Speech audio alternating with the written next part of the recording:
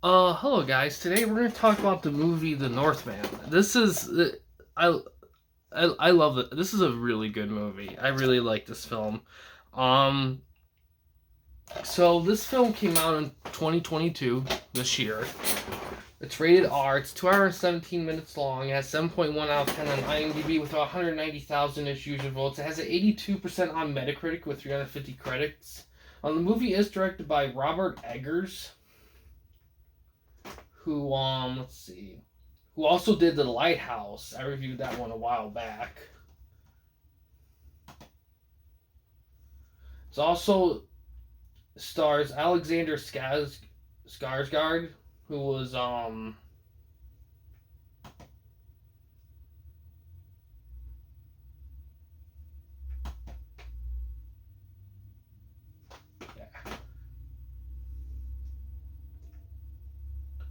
who is that's funny. He was played Tarzan in The Legend of Tarzan, and it also stars Nicole Kidman, who was in Cold Mountain. We'll say that one. On Rotten Tomatoes, the movie has 89% by critics with 369 critics and 64% by audience, about 2,500-ish audience people. Critics' consensus on this movie is a bloody revenge epic and breathtaking visual marvel. The Northman finds filmmaker Robert Eggers expanding his scope without sacrificing any of his signature style. The audience says you might be frustrated if you're expecting something straightforward, but viewers looking for an artsy and bloody Viking revenge story won't be disappointed by The Northman. On the Just Watch app, the movie is available to stream on Amazon Prime. It is available for that. Other than that, it's available to rent and buy on Apple TV, Amazon, Vudu, Google Play, YouTube, Vudu, Redbox, DirecTV, and AMC On Demand. It's available to rent only on Microsoft Store and Alamo. Actually, no, it's available to rent and buy on Microsoft Store. It's only available to rent on Alamo and FlexFlame. That's what it was. Okay. And it was released on DVD in 2022 as well. So, the audience. So, I have to say this. I watched this movie at home. I didn't see it in theaters. Watched it with my wife and some friends. Corey. Corey's my wife. Corey. And it's just like The Northman. This was just a great film. Now, a lot of people, I'm shocked to see so many people like watch this and thought it was too artsy and stuff. I'm just like, you do realize it's from the same guy who did The Lighthouse, because I reviewed The Lighthouse on the channel too, and The Lighthouse was super artsy. That's just who he is. This is just his style.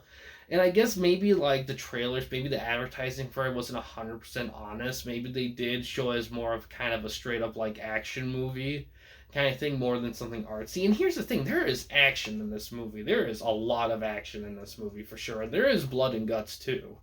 I mean, that stuff does happen. It's just, I think people were going for brainless fun and they weren't expecting. And here's the thing, I have to say this. Usually, when films go like super accurate to like period, super accurate period pieces, I can follow them, but I don't always feel like I always get the gist of it. This one here, I never felt lost in this movie. I felt like I could follow everything as it went. And I love that this film kind of plays with the idea of is like the is like the spiritual, I don't want to say magic, but supernatural elements, if they're real, if they're just part of people's mindsets, like how real does it go. I really like that. This film just feels, I this film legit does feel like Viking times. Like if you want to watch a movie that legit feels like you're actually there in Viking world, this film is it. This thing goes super period accurate. Probably one of the most period accurate films I've ever seen. In only because of the amount of publicity this film got for how painstakingly accurate they went to make this film feel like you're there. It's just oof. And I love everything about this film. There's nothing about this film that I don't like. I, jeez, it's hard for me to say. Um, yeah, I can I think, and that's the thing. I think, and this is the problem. Like, and this kind of brings up the argument of critic opinions over audience opinions, because audiences can be easily swayed, especially nowadays. Like, if audiences think they're going to expect something and they don't get that, instead of adjusting their expectations, they just call it crap. And that's kind of the problem with the number I saw. Because here's the thing: if you go in this film knowing it's from the same guy from The Lighthouse, then you know. I mean, hell, I had an easier time following this film than with The Lighthouse. I mean, yeah, I followed The Lighthouse well enough, but there was definitely times where I felt I wasn't quite sure what characters were meant. But but here's the thing: at the end of the day, I mean, at the end of the day, I just feel like this movie kind of got maybe a little too shit on for kind of being something that people weren't 100% expecting. I guess, and here's the thing: I don't really watch trailers and stuff to films anymore. I just really don't, and the biggest reason why is I just feel like they give away too much stuff now.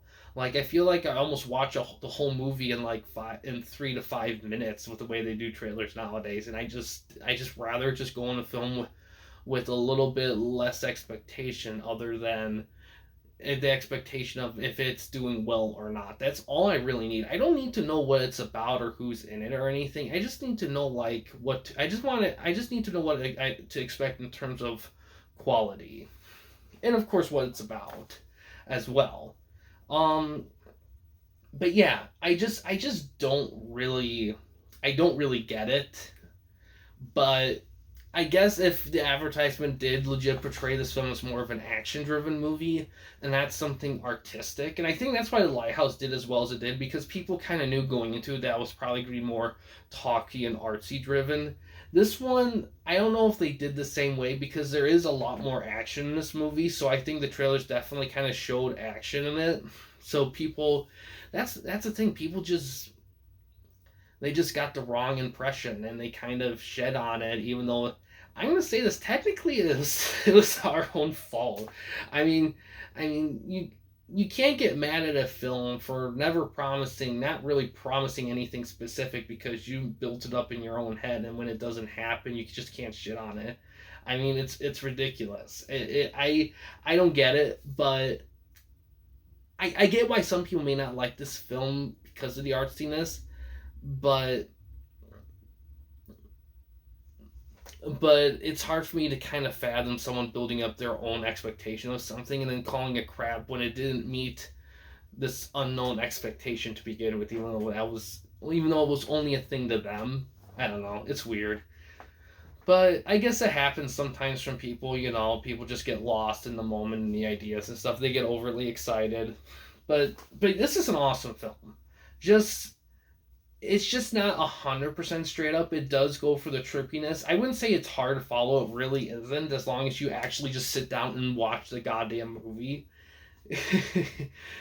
And not like put it on in background noise or something like that. Because if you do that your first time through, of course you're going to be lost. You're going to be lost in any film that you do that. At least any film that tries to be a bit more original than a typical film. But yeah, this is a solid film. I do recommend it. Everything's well executed. The effects, the script, the acting, the lighting, just everything's just solid. And I can't really have a lot of complaints about it. It just feels really solid. And yeah, I can't think of anything else. It's just a good movie. Definitely check it out for sure. But yeah, guys, thanks for watching. In case you want to chat with anyone at the Campy Company, you don't want to use the YouTube comment section, we do have a couple options. The first one is we have a Discord channel. You can find a link to that in the About page / About section of our channel. We also have a community tab in our channel as well. You can access that anywhere at any time. But yeah, guys, thanks for watching. Please subscribe and like the videos, and have a good day.